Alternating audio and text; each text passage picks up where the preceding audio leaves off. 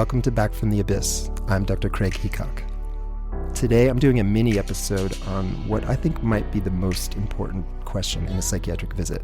But before I start with that, I wanted to digress a little bit and talk more about ketamine. I've been thinking a lot about when and how ketamine gets difficult. And I think I'm seeing ketamine break down into 4 predictable stages where people might struggle. The first one, which I've mentioned on the podcast before, I would describe that as reaching escape velocity. So in the early minutes of the treatment, as the body, the ego, time is starting to dissolve, for some people, that is a really discombobulating experience. It almost feels like a small death. And it doesn't last long, maybe 2 to 4 or 5 minutes, but that can be scary for people until they are fully in the dissociative experience of ketamine. The second stage where I often see ketamine get difficult is what I call re-entry. And that's where people are coming out of the fully dissociated ketamine matrix and coming back into their body, back into the room, back into their ego. And that's actually difficult for a different reason for some people. It's not about a fear of loss of control like the reaching escape velocity. It's actually the opposite.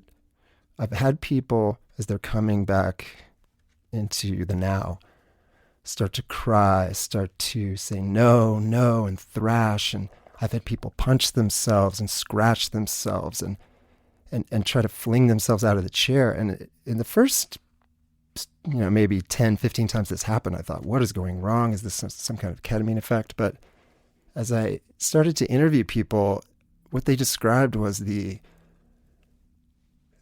deep peace, the bodilessness, egolessness of the deep ketamine experience was so welcome amidst their incredibly depressed and hopeless and stressed out lives that coming back into their body felt like a punishment, like they were coming back into this dreaded place that they didn't want to be.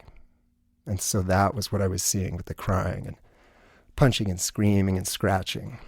So for some people, that can be a difficult stage. The third stage that can be very difficult, and this, I probably only see this maybe one out of every 50 sessions, is where we're at a point where the ketamine session should be quote unquote over, should be metabolized, they should be back in their body and ego. And then they start having terrible catharsis, sobbing, crying, writhing, pseudo-seizures, moaning, screaming, no, again, sometimes hitting themselves. And what I've come to realize that is, and again, I wouldn't have known this except for Saj Rasvi, who teaches me a lot of things.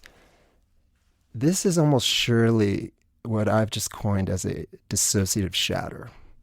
So people are so deeply numbed and their trauma is so hardened away that it seems untouchable until you get to high-dose, fully dissociative ketamine. And then sometimes it just cracks it open. And there's this trauma release that looks really scary, but actually is super cathartic. And again, I see this maybe once a month, but it's actually a great sign because when I see it, I think, okay, this person had some really terrible trauma that's fueling depression, and the high-dose ketamine session has released that.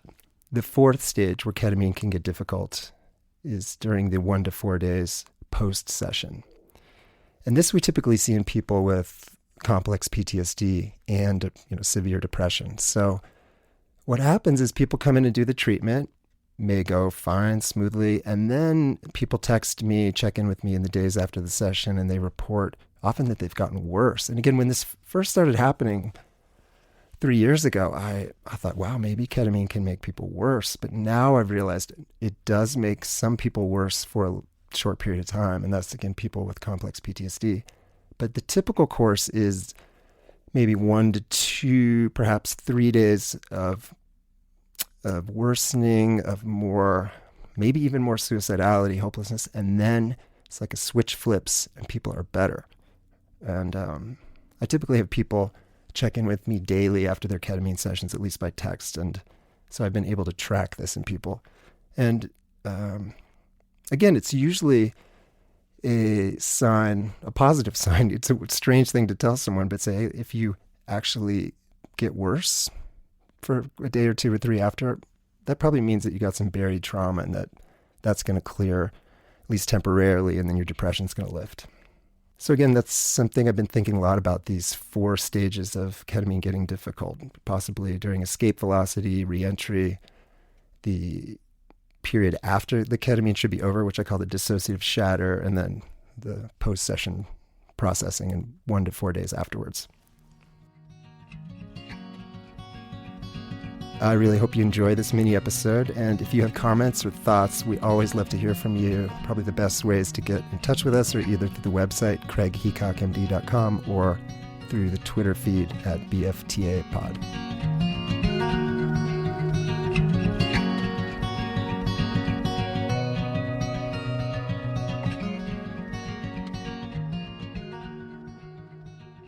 I've often thought that if I could ask my patients only one question during a session, it would be, what time are you getting up in the morning? For this one question has profound implications for a patient's mood and energy, their cognitive functioning, interpersonal relationships, employability, and just the overall sense of belonging and connection to the greater human society. Sleep and mood are inextricably linked. Now, we humans are diurnal or daytime mammals. We feel and function best when we act in concert with our biological nature. And all diurnal mammals become active in the period just before or after sunrise. The onset of light starts a complex neurobiological cascade that allows us to thrive. For humans to function optimally, we too need to be attuned to our evolutionary programming. All of our crucial hormone cycles are tied to the sleep-wake cycle. Moreover, our sleep architecture, which is the complex interplay between non-REM and REM sleep, is directly tied to the circadian rhythm. Sleep too long in the morning, and you've thrown your circadian rhythm and hormones out of whack, including melatonin and testosterone, estrogen, cortisol, growth hormone. Altering the circadian rhythm also deranges sleep architecture, this symphony of non-REM and REM sleep, which then leads to numerous medical and psychiatric consequences. I have a patient who struggles with chronic and severe depression, who almost always feels much better when he goes hunting. I've known him to be nearly hopelessly depressed, then go on a multi-day hunting trip and return to tell me how much better he felt, how his depression had lifted, how he was able to be in the moment and feel the beauty and the wonder of nature. And what changes on those hunting trips? Well, he goes to bed shortly after dark, wakes up at sunrise, spends his days outside in nature, walking, listening, basically being a diurnal mammal in sync with his biological wiring. But then, upon returning home, he falls back into the 21st century patterns of artificial lighting, poor quality sleep, and thus a delayed sleep cycle, as well as the incessant demands of our hyper-scheduled cyber lives, our toxic personal narratives, unhealthy comparisons to others, and, no surprise, his depression and anticipatory dread return. Pretending to be a nocturnal animal is medically, psychologically, and psychiatrically dangerous. Whether you work the night shift or just stay up most of the night, this significantly can increase the risk of developing various cancers, having an early heart attack, developing obesity or diabetes, falling into substance abuse and addiction, and, most relevant to this episode, daytime heavy sleep greatly increases the risk of triggering or exacerbating depression. What does it feel like to sleep too late in the morning? If you wake up 3 hours later than a healthy diurnal mammal, which equates to maybe 3 to 4 hours after sunrise, then you are, for all intents and purposes, 3 to 4 hours jet lagged. And what does jet lag feel like?